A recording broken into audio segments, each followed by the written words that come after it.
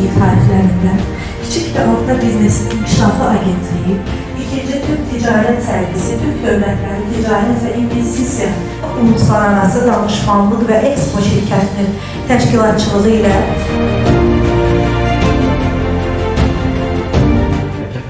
Sana sözler mücadele edecek.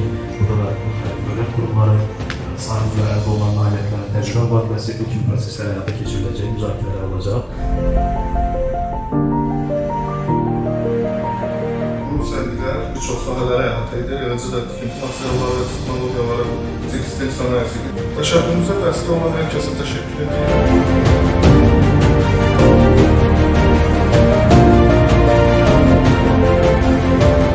Aktual məsələlərdən biri Türk Dövlətləri Təşkilatıdır.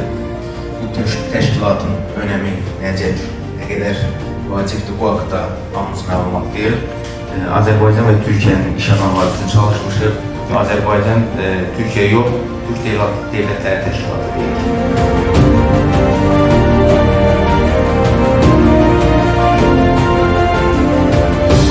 İndi isə sözü Türk Ticarət Sərgisinin təşkilatçısı Xanım Vəkil Aygün Əliyevə verir.